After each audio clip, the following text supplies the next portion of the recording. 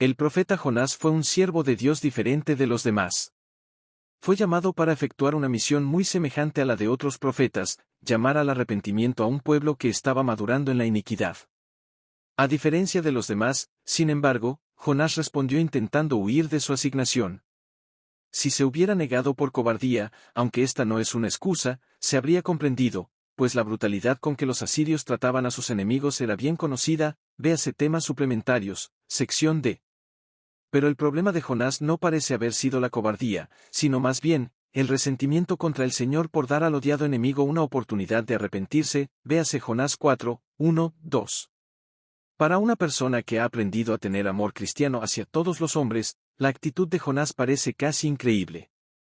Pero para un israelita que había aprendido que él pertenecía al pueblo escogido y que los gentiles eran corruptos, y por lo tanto no eran aceptables a Dios, la actitud de Jonás era más comprensible. Aunque nos sorprenda porque esperamos una actitud diferente de los profetas del Señor, la reacción de Jonás fue muy humana. Al leer la historia de Jonás trate de comprender por qué reaccionó como lo hizo. ¿Dónde y en qué época vivió Jonás? Sidney Vesperi, bien conocido erudito de temas bíblicos y miembro de nuestra iglesia, respondió a la pregunta diciendo: poco sabemos de la vida de Jonás, pero ese poco que sabemos es más de lo que sabemos acerca de otros profetas a quienes nos hemos referido en este tomo. En el primer versículo del libro y a continuación de su nombre, se dice que era hijo de Amitai. Pero el libro de Jonás no es el único del Antiguo Testamento en el que éste se menciona.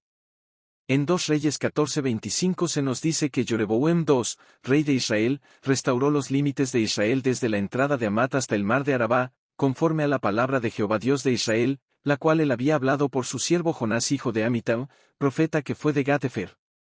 No hay lugar a dudas, entonces, sobre el hecho de que Jonás fue un personaje histórico y que participaba de actividades proféticas.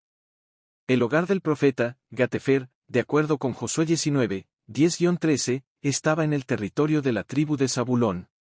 De acuerdo con la tradición monástica, era lo que hoy día se llama el Mesed, un pueblo árabe a unos 5 kilómetros al noreste de Nazaret, donde se afirma que una de las muchas tumbas musulmanas es de Nebi Yunes, o sea, de Jonás.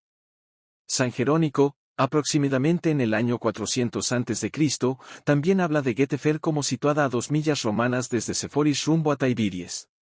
Jonás significa paloma, y el nombre de su padre significa verídico. Siendo que Jonás vivió durante el reinado de Jeroboam, es posible que haya vivido aproximadamente cerca del año 788. Tanto Jonás como Jesucristo eran de la zona de Galilea. Queda comprobado por 2 Reyes 14:25 y por 3 referencias del Nuevo Testamento que la historia de Jonás es verdadera y no una alegoría como algunos eruditos sostienen. La historia de Jonás fue mencionada por nuestro Señor en 2 ocasiones cuando le pidieron una señal del cielo. En cada caso dio la señal del profeta Jonás, ya que el incidente en la vida de aquel profeta fue símbolo de la propia muerte y resurrección de Jesucristo, Mateo 12, 39-41, 16-4, Lucas 11, 29-30. Jonás 1:3. Y Jonás se levantó para huir a Tarsis. Al igual que la vida de Job, la de Jonás y las experiencias que tuvo nos proporcionan una lección universal semejante a una alegoría, y la aplicación de esta lección a todos los hombres surge de las experiencias verdaderas de un hombre. Jonás fue un símbolo de Cristo por el hecho de que se encontró en el vientre del gran pez en el Seol, según sus propias palabras, Jonás 2:2, tal como Jesucristo estuvo en la tumba durante 3 días, después de los cuales resucitó. C.F. Kiel y F. Delitzsch demostraron que el significado simbólico de la historia de Jonás es más amplio todavía.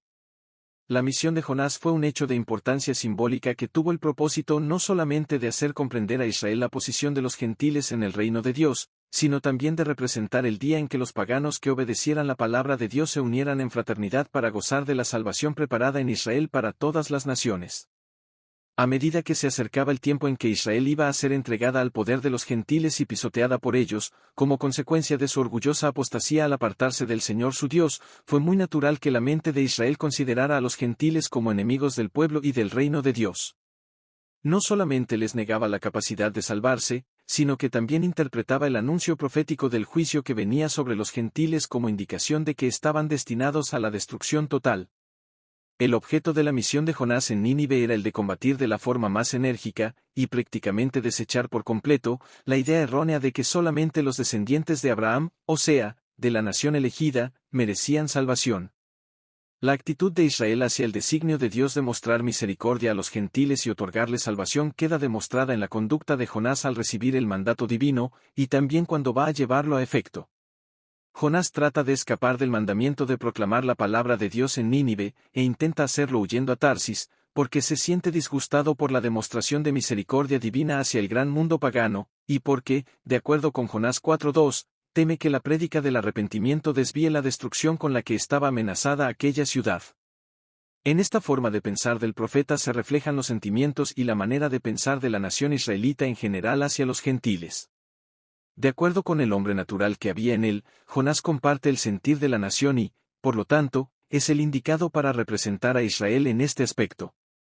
La aplicación de este castigo, que cae sobre él en razón de su obstinada resistencia a la voluntad de Dios, representa lo que Israel seguramente acarreará sobre sí por causa de su obstinada resistencia al llamado divino, y por rechazar y apartarse de la presencia de Dios. Pero Jonás, al ser arrojado al mar, es tragado por un gran pez, y cuando ora al Señor desde el vientre del pez, es vomitado sobre la playa sin haber sufrido daño alguno. Este milagro también tiene significado simbólico para Israel. Muestra que si la nación carnal, con su mente impía, se volviera al Señor aún en la circunstancia más extrema, sería levantada otra vez a una nueva vida, salvándose de la destrucción por un milagro divino. Y, finalmente, la forma en la que Dios reprende al profeta cuando éste se muestra enojado porque Nínive ha sido perdonada, cap 4a tiene por objeto exponer ante Israel, como si fuera en un espejo, la grandeza de la compasión divina, la que alcanza a toda la humanidad, y hace esto para que la nación reflexione sobre ello y lo ponga en su corazón. 9-4, Jonás 1, 2-3. ¿Por qué huyó Jonás a Tarsis? Un llamamiento misional y directo del Señor. Pero para el profeta no fue sorpresa porque quizás anteriormente había servido en muchas misiones en Israel. Su sorpresa radicaba no en el llamamiento mismo sino en la clase de llamamiento, y la rebeldía surgió en su corazón. Era un llamamiento para ir a Nínive, la gran ciudad de Asiria, y predicar allí a sus habitantes paganos porque su iniquidad se había hecho evidente ante el Señor. Jonás se sintió dividido entre su lealtad a Dios y sus fuertes emociones. Estas eran muy intensas y al final determinaron su conducta. Por motivo de que no podía enfrentar aquel llamamiento misional, tomó la determinación de huir del país y alejarse de una responsabilidad que le resultaba desagradable. No tenía la intención de abandonar el oficio profético, simplemente quería ausentarse sin permiso por un tiempo hasta que la situación desagradable se resolviera. No se conoce a ciencia cierta dónde le estaba Tarsis, pero Adam Clarke y otros suponen que es el lugar llamado Tartesos en España, cerca del estrecho de Gibraltar, sea que fuera hacia allí que Jonás huyó, o hacia otro puerto del Mediterráneo. Lo seguro es que Tarsis estaba en dirección opuesta a Nínive.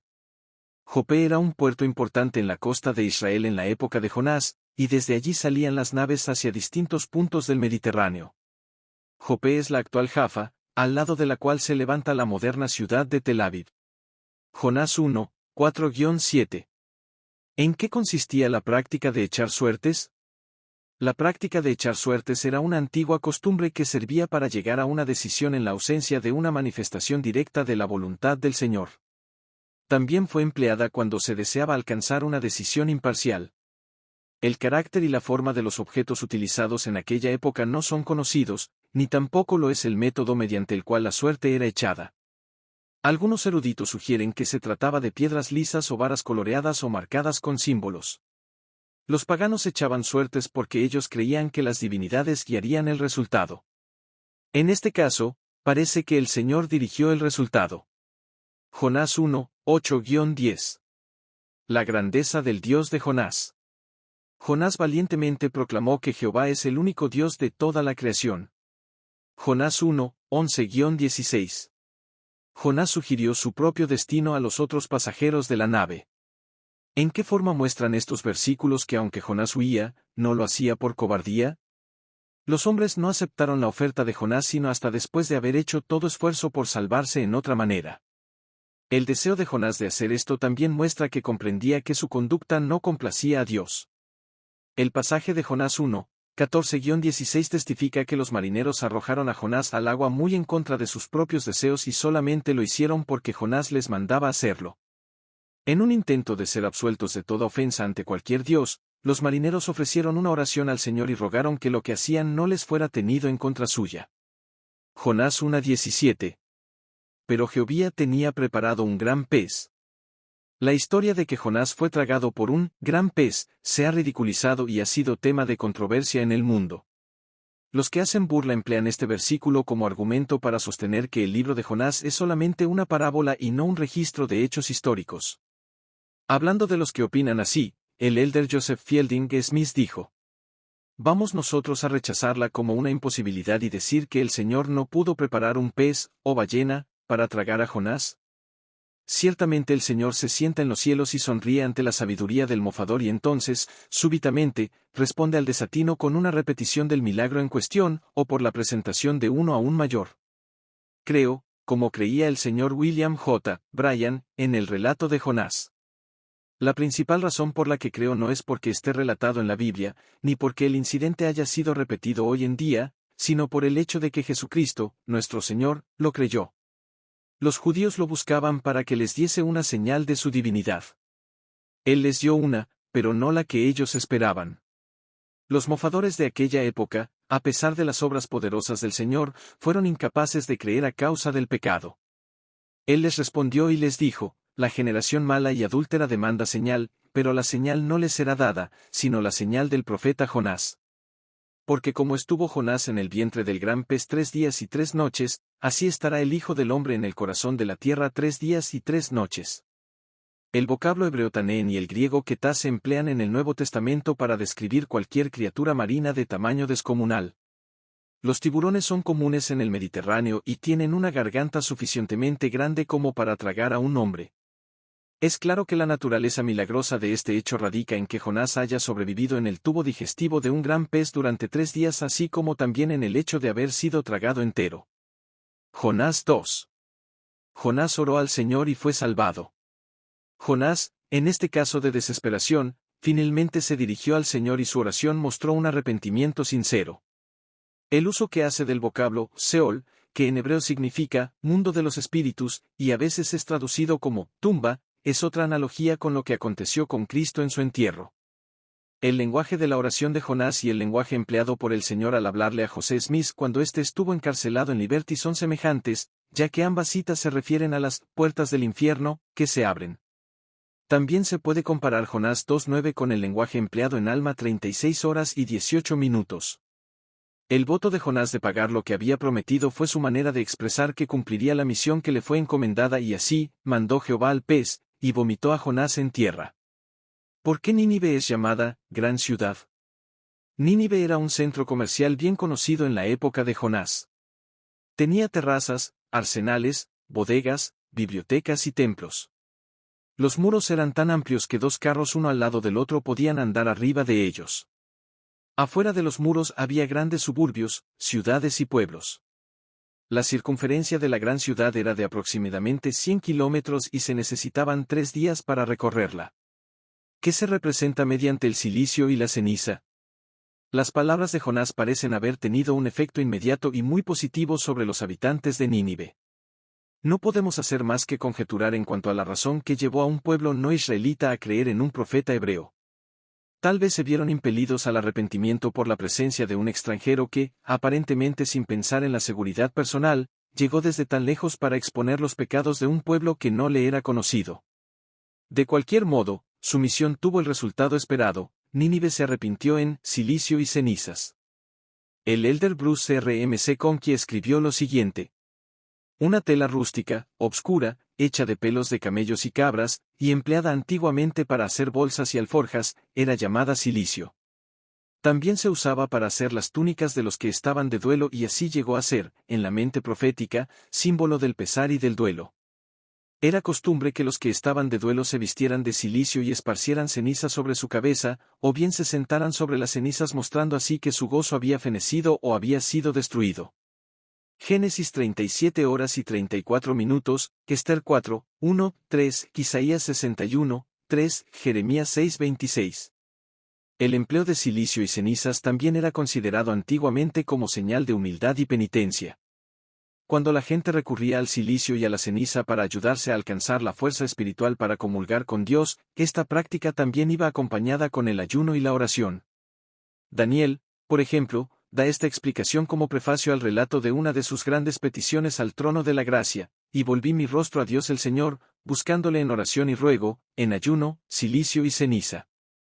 Y oré a Jehová mi Dios e hice confesión. Dan 9, 3-4, Isaías 58, 5, Cun Reyes 21, 17-29.